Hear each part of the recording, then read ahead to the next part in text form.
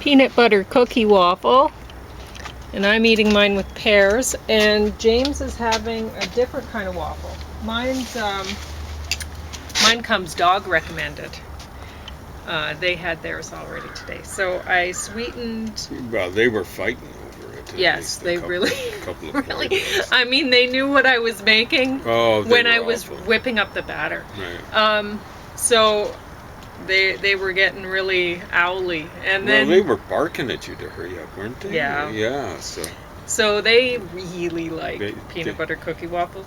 They're like Montreal Canadiens fans, you know. They're really demanding. So. Yeah.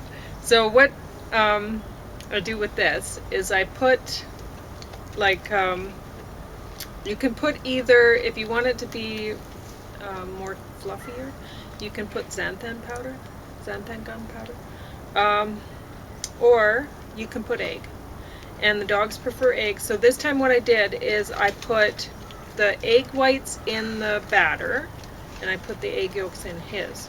So he gets the egg yolk and I could do without the addition. So stop it. Settle down, or I'll put you in. So anyway, no, that's too much. He just gets him going. Oh, really? Did he slip out? Yeah, he did. What a guy. What a guy. Anyway, so first, I should start at the beginning. First, you clean your dates. You take about a cup of them, and then you soak them in, or slice them up and soak them in boiled water, so it's hot. And so whatever amount of water you plan on using, or a little bit less, just in case. Anyway, for your waffles. And then you put in the peanut butter so that it gets smooth too.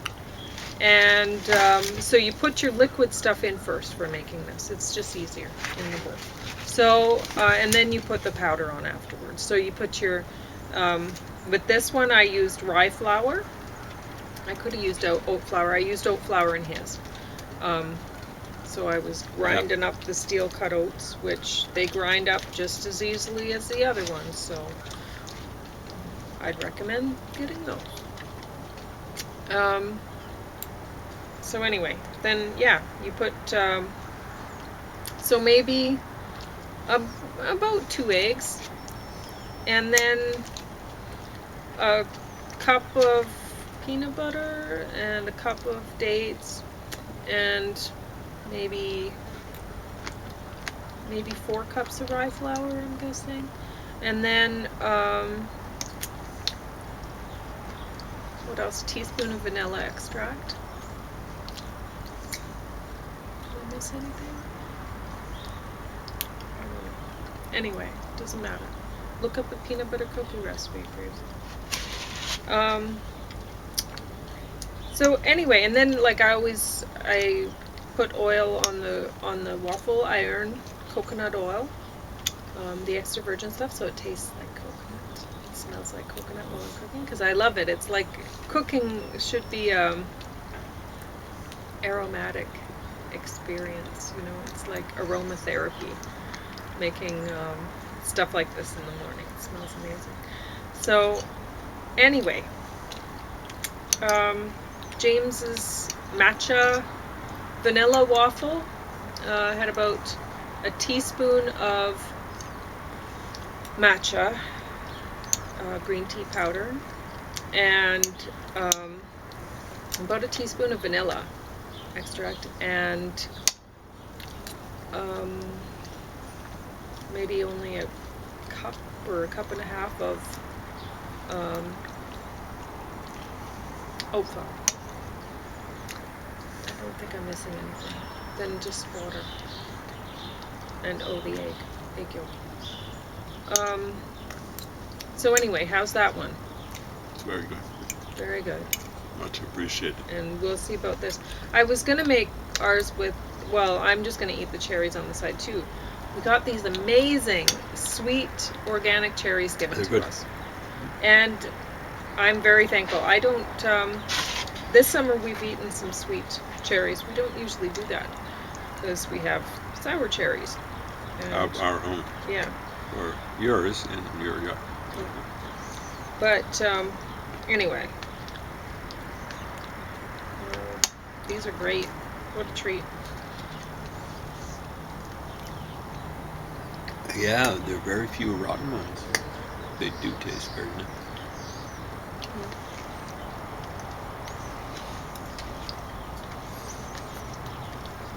Composting the stems. Mm. Man, that's a good cookie waffle. I don't normally eat peanut butter, but I don't think it's healthy. What is the aflatoxins they have in? yeah, I thought I'd treat myself. Yeah, so I don't eat peanut butter at all. No, which is why I made that for him. Because I've got the cancer already. I don't want to give it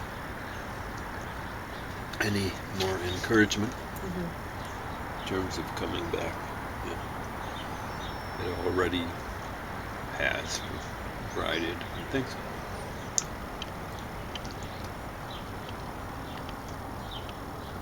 But yeah, everyone would love eating peanut butter cookie waffle. Everyone. Yeah. It's so I good. would love it, but The so would dogs the love cancer. it. It'd be great with like I didn't have any. We rarely eat banana, so I didn't have any banana, but it'd be good topped with banana. Bananas go well with peanut butter, I guess. That's what Elvis Presley said, I think. He liked banana and peanut butter sandwiches. There was Especially some other gruesome banana element with a he little liked. bit of coconut whipped cream on it. That'd be but it's good just like this. Pears and peanut butter waffle. It'd be good just peanut butter waffle, honestly. It's so good. You notice Anford started on this side of me, but she's gravitated over there. She likes the peanut butter. Well, she knows smell, I too. have this. She The thought peanut you'd butter. have it too, but you don't. The what? She thought you'd have peanut butter waffle No. too. Yeah, exactly. That's why she gravitated over. It's hilarious. She made sure she was in between so I wouldn't feel that much left. There we go, Anford.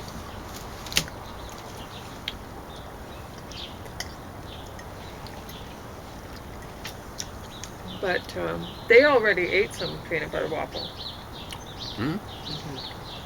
In between all the growling and snapping and snarling.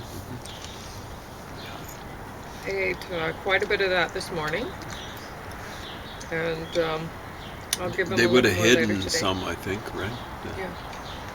So if you're thinking, oh, well, how can I cook sweet kind of cookie waffles that I'd want to eat and at the same time make them for my dog? Well, dates work. Dogs can eat dates. See?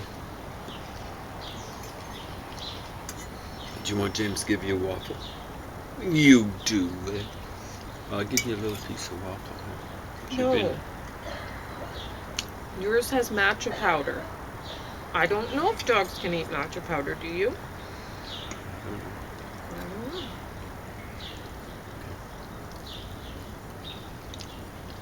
Here, Alfred. Alfred. He doesn't have the same kind of waffle that you had this morning.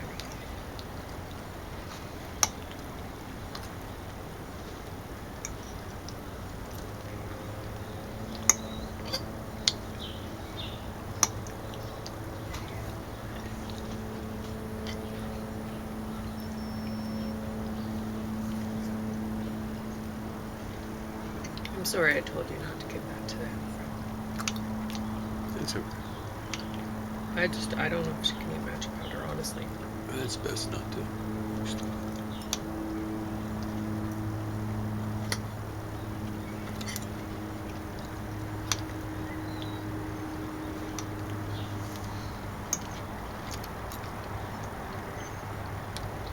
And well, she's my favorite dog. Even with all of her problems. She's got some problems. Yeah, she's got some problems. Do you growl a bit too much, Hanford? Mm-hmm. You pick on a small dog Mm-hmm. with too much. Too much.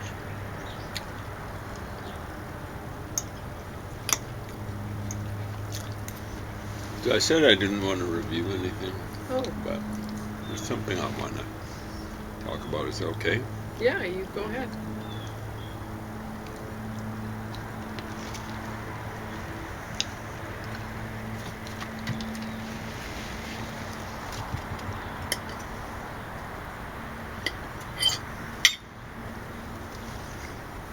You can throw those in the yard too. Okay, I thought you might say. Well, I saved some because I want to try to grow them. That'd be awesome. Mm-hmm. So I want to talk about the third part, just a little bit. I only heard a little bit.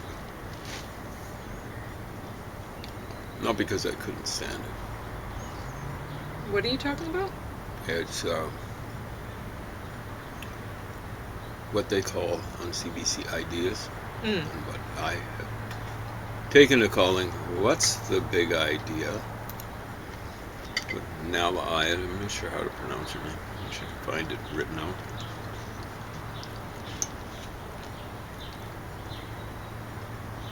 Third part of a program that they ran 3 consecutive days on Hollywood war propaganda.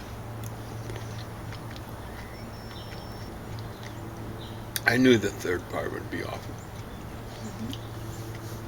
It's about what followed after Vietnam. Mm-hmm.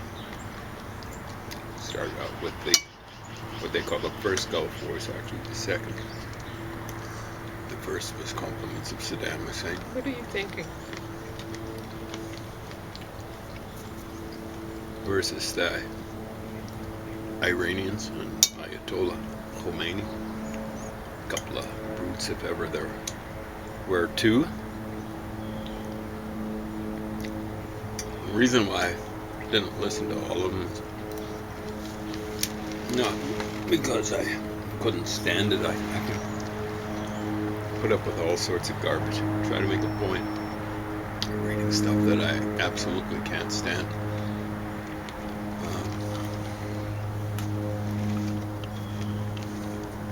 Things like Mein Kampf, Milton Friedman's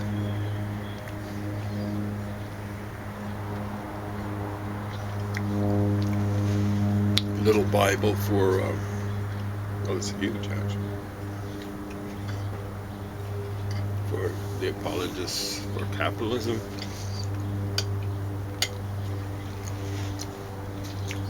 Parts of the Old Testament, the law part, for example.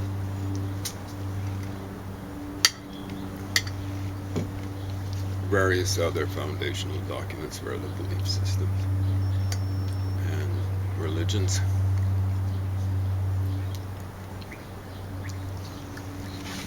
Lenin's, that's not John Lennon, Vladimir Ilyich Ulyanov, as he is otherwise known, originally known, Trotsky's screeds. I'll go through them. In case of Trotsky in the original Russia.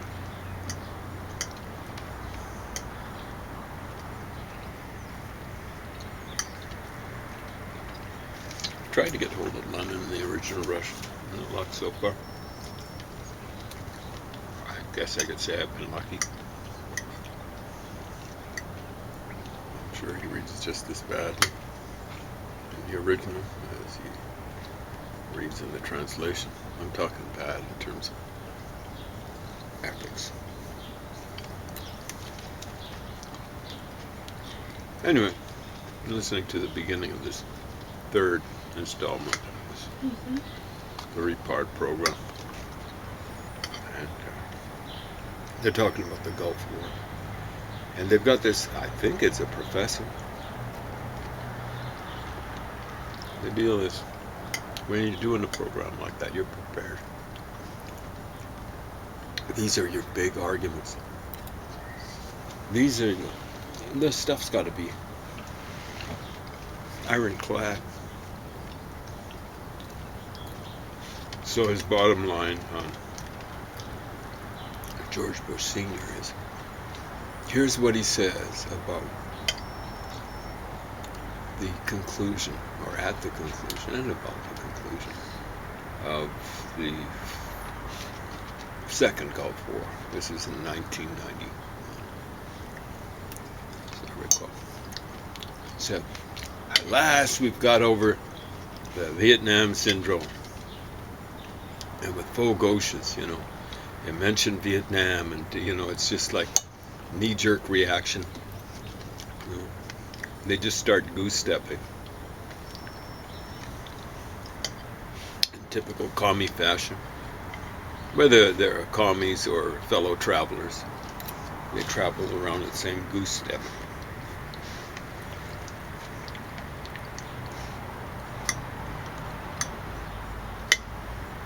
And so he says, so what Bush is saying in his inimitable English fashion, this professor, is, finally, we've got revenge on Vietnam. Okay. He's not talking about Vietnam in the sense of getting revenge. It's not what he said. Not what he meant. Not in the least for either of them. And when you go saying stuff like that, you're in Noam Chomsky territory. You're setting up this is what's called, in logic, setting up a straw man. It's absolutely unacceptable, and particularly so from someone who's claiming to be a professor. Now, I know, you stupid British flunky, that you were put in place by some other flunky because you weren't assessed on using an assessment system that was objectively framed, objectively marked, and objectively administered, and objectively marked. If you'd gone through that, my suspicion is you would have flunked out, you flunky.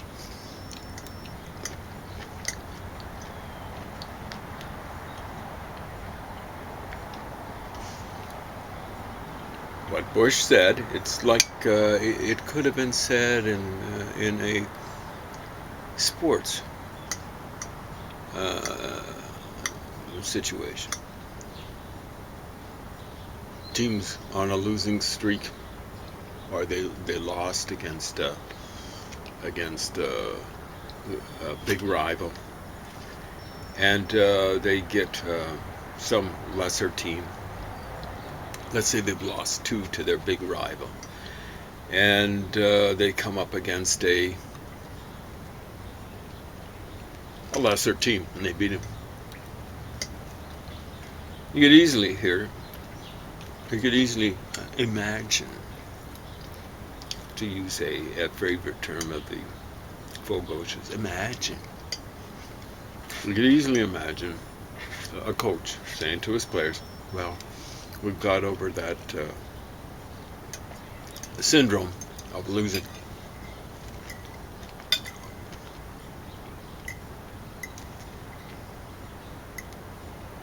I could easily use the name of their big opponents. They've lost a couple too. But if one of his players said, oh, we've got revenge against our big opponents by beating this little opponent, the coach would probably, well, hopefully wouldn't sneer at his players, but yeah, like, no. He'd be saying, we've still got to deal with these big players. Maybe we've got to meet them somewhere down the road. Do you want more? You sure? Exactly right. I'll just eat them off here. Or were you wanting to take the plate in? No. Okay. No, that's not what Bush said, and that's not what the coach would have been saying.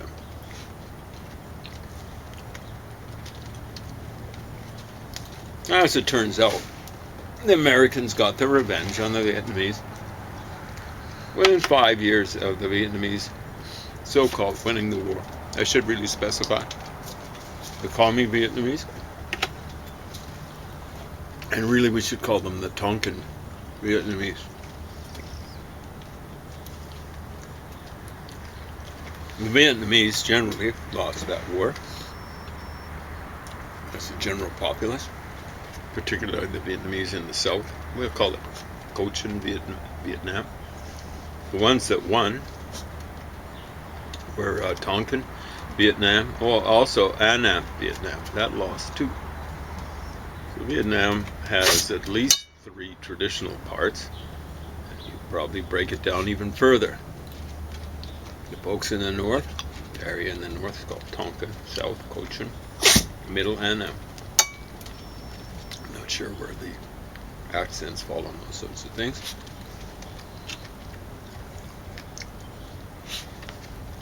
And so what was happening, along with communist, some stupid flunky on this program was saying, this was a civil war. And I'm saying, no, I don't know that. And you don't know it either. You're just making it up. Because you want to pretend as though it was something internal that the Americans were messing around with. The communists in China and the communists in Russia were meddling in there for 9 years before the Americans got I don't want to seriously involved. From 45, and that's at the latest, to, for a start, to 1954 before the Americans got seriously involved. You okay? Mm-hmm. So,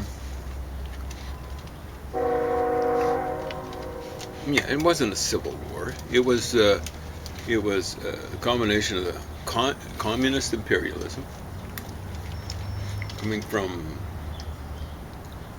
China and Russia. There's 2 competing imperialisms working in tandem, as it were, with communist imperialism from Tonkin, Vietnam. And that's what won. The imperialism from Tonkin, Vietnam.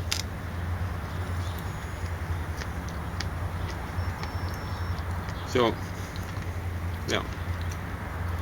Now I had other things and better things to do. So that's why I tuned out, like I'm not going to listen to what's the big idea with an ally when I've got other things to deal with. For example, studying Syriac. Something that you Fogoshes most likely haven't heard of. I'm sure you understand more about Christianity than I do, because all you Fogoshes seem to understand everything more than I do, particularly belief systems and religions. Of course, you don't do your homework.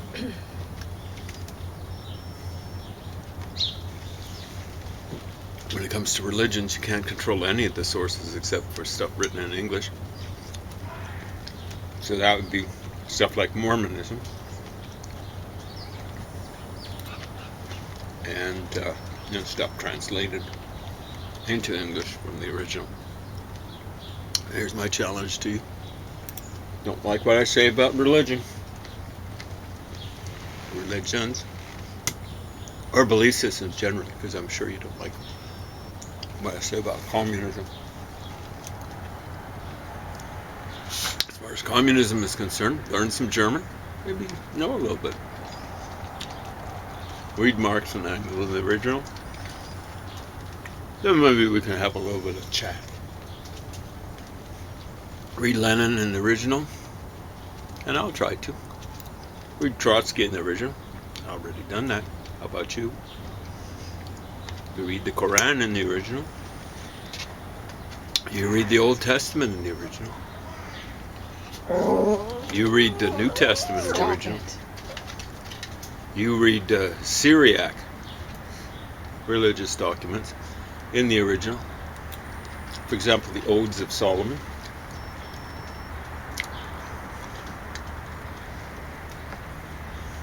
That's just one example. You read some Old Church Slavonic in the original. You read some Coptic stuff, let's say some Gnostic Gospel, like the Gospel of St. Thomas in the original. It's Coptic.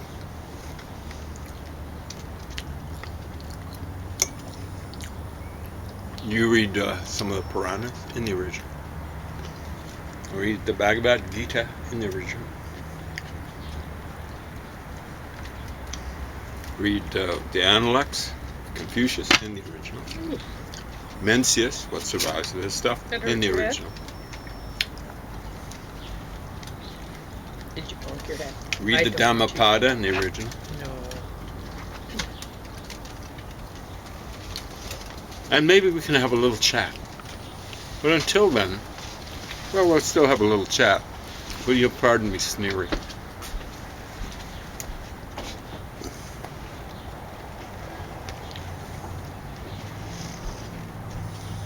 You done? Mm-hmm.